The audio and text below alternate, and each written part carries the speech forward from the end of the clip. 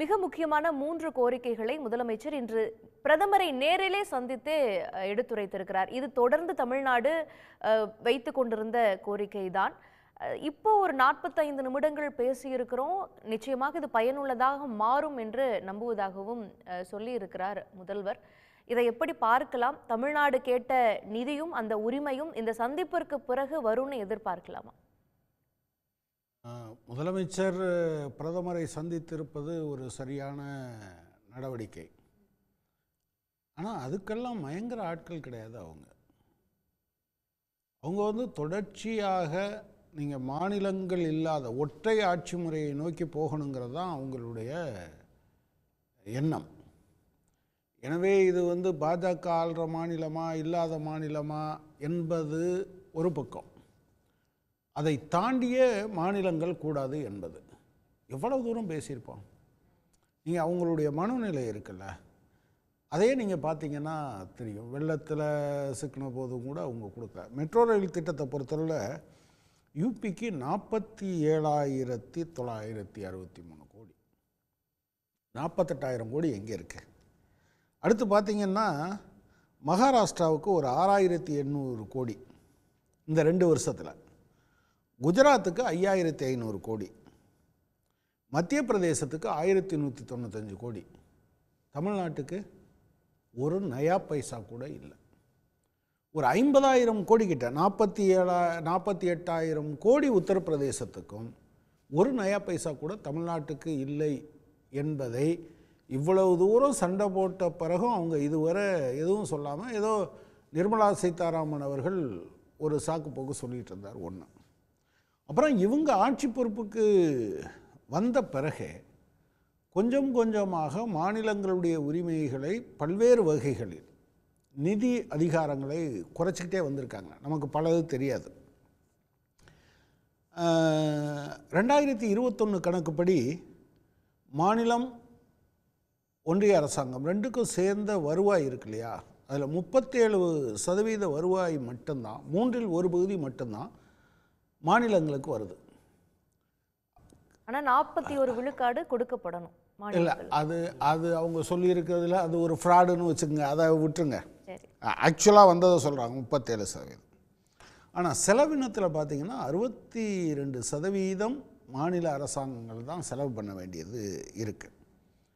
அதே போல் நமக்கு பகிர்ந்தளிக்கப்படுகிற அந்த போர்ஷனை குறைக்கிறதுக்காக சில ஏற்பாடுகள் செஞ்சாங்க. அதில் தான் ஏற்கனவே நமக்கு கொடுத்த வாக்குறுதியை மீறி 2011ஆம் ஆண்டு சென்சஸ் படி மக்கள் தொகையை அவங்க கணக்கில் எடுத்தது. வருவாய் பற்றாக்குறைக்கு ஒன்று கொடுப்பாங்க. ஒரு 4 அம்சத்தில் இருக்குது.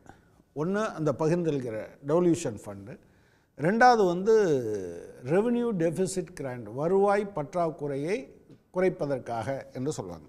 அதை மொத்தமே பார்த்திங்கன்னா 2015-16 1,95,000 கோடியாக இருந்தது. இந்த 9 வருஷத்தில் 1,65,000 கோடியாக குறைஞ்சிருக்கு. அடுத்து பார்த்திங்கன்னா அவங்க டிஸ்கிரிஷனரி ஃபண்டுன்னு சொல்லுவாங்க, டிஸ்கிரிஷனரி கிராண்ட்டுன்னு. அவங்க நினச்சி திட்ட கமிஷன் இருக்கிற வரைக்கும் ஒரு நெகோசியேஷன் நடக்கும். மாநிலத்துக்கும் ஒன்றிய அரசுக்கும் இடையில் ஒரு நெகோசியேஷன் நடக்கும். மாநிலம் கேட்டதெல்லாம் கொடுக்கல, ஆனால் ஒரு நெகோசியேஷன் நடந்தது. இப்போ நிதி ஆயோக் நடக்கிறதே கிடையாது.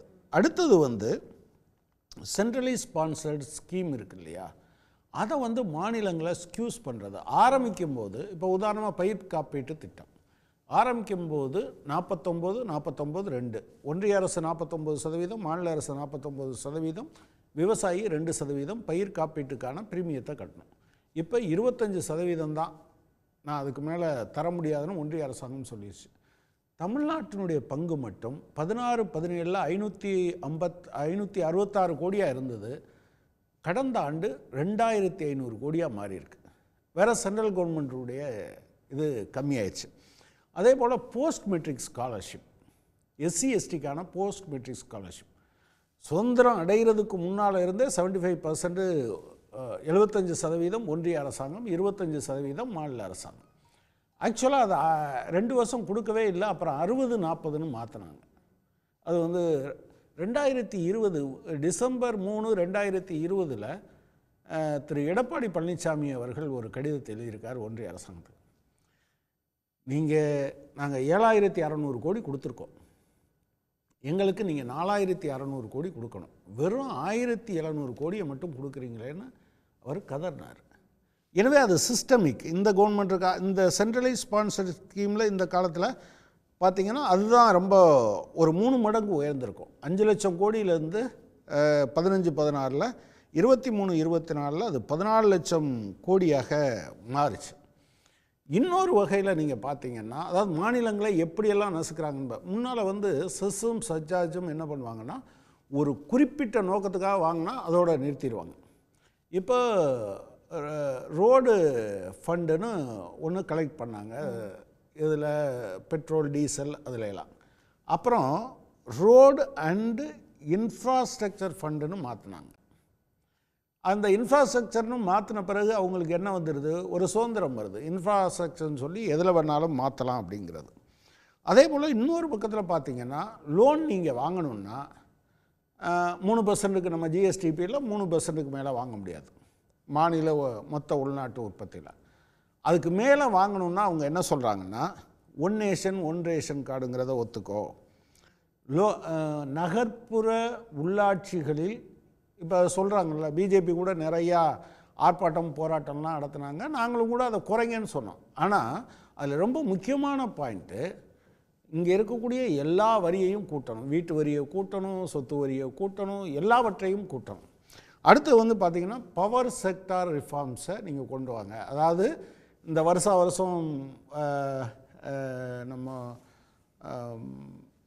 எலக்ட்ரிசிட்டிக்கான கட்டணம் அதிகரிக்குது பார்த்திங்களா, இதையெல்லாம் ஏற்றுக்கொண்டால் தான். ஆக்சுவலாக யார் இப்போ சொன்னது, உதய் மின் திட்டத்திலிருந்து அது ஏராளமாக இருக்குது. உதய் மின் திட்டம் மட்டும் இல்லை, நீங்கள் மாநிலத்தின் கையில் இருக்கக்கூடிய எல்லா விதமான மின் திட்டங்களையும் தனியார் மயமாக்கிவிட வேண்டும் என்பதுதான் அவங்களுடைய இது.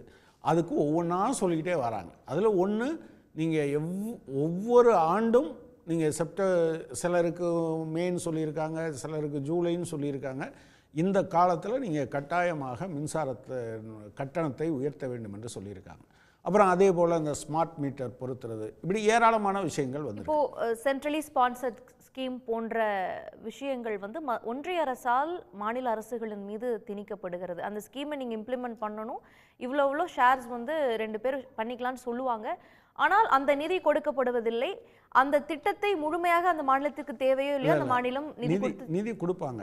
ஆரம்பிக்கும் போது என்ன சொல்லுவாங்கன்னா, நாங்கள் 75% சொன்னதை 60% மாற்றுவாங்க, அதையும் ஒழுங்காக கொடுக்க மாட்டாங்க. ஒன்று, இப்போ அந்த பர்டன் மாநில அரசு மேலே தான் வரும். ஆமாம். இப்போ உதாரணமாக வீடு கட்டும் திட்டம் PM ஆவாஸ் யோஜனான்னு சொல்கிறாங்களே, நீங்கள் வந்து 1,20,000 60% கொடுப்பாங்க, அதாவது 72,000 மட்டும்தான் கொடுப்பாங்க. தமிழ்நாட்டில் கட்டப்படுகிற எல்லா வீடுகளுக்கும் 2,40,000 கொடுக்கப்படுது. நீங்கள் வெறுமனே வந்து 72,000 கொடுத்துருவாங்க அவங்க. மீதி இருக்கக்கூடிய 1,68,000 யார் கொடுக்குறா? தமிழ்நாடு அரசாங்கம். ஆனால் PM திட்டம்னு தான் அதுக்கு பெயர் வச்சுக்கிறாங்க, ஃபோட்டோ போட்டுக்கிறாங்கன்னு MP கனிமொழி அவர்கள் கூட விமர்சிச்சாங்க. ஆமாம். அப்போது இப்படி ஒவ்வொரு திட்டத்தையும் நீங்கள் சொல்லணும். இப்போ PM அது வந்து என்னது, பிரதமர் பயிர் காப்பீட்டு திட்டம் தான். ஆனால் 25% தான் ஒன்றிய அரசாங்கம் கொடுக்கும். அதை கேட்டால் நாங்கள் PM தானே போட்டிருக்கோம், மோடினா போட்டிருக்கோம். அப்படி தான் இந்த வந்தே பாரத் ரயிலில் சொன்னாங்க. இப்போது நமோ பாரத் ரயில்னு மாற்றிக்கிட்டு இருக்காங்க. எனவே இது முழுக்க ஃபெடரலிசம், கூட்டாட்சி முறை என்பதை சீர்குலைப்பதற்கான ஒன்றிய அரசின் திட்டமிட்ட சதி. இதில் ஒன்று தான், கொடுக்க மாட்டார் அவர், ஆனால் அவருடைய சொந்த காசு இல்லை. எனவே இது வந்து திமுக அரசாங்கத்துக்கும் ஒன்றிய அரசாங்கத்துக்குமான பிரச்சனை இல்லை, அல்லது முதலமைச்சருக்கும் பிரதமருக்கான பிரச்சனை இல்லை, மாநில அரசுக்கும் ஒன்றிய அரசுக்குமான பிரச்சனையும் இல்லை. தமிழக மக்களை வஞ்சிக்கிற ஒன்றிய அரசாங்கத்துக்கும் தமிழக மக்களுக்குமான பிரச்சனை. அந்த வகையில் தமிழ்நாட்டில் இருக்கக்கூடிய அதிமுக, அநேகமாக நம்ம சீனிவாசன் ஏற்றுப்பார்னு நினைக்கிறேன், அதிமுக உட்பட அனைத்து கட்சிகளும் ஒன்றிணைந்து எங்களுக்கு உரிய பங்கு, இது எங்கள் உரிமை, இதை கொடு என்று ஒற்றை குரலில் பேச வேண்டிய நேரம், அதை செய்ய முன்வரணும்.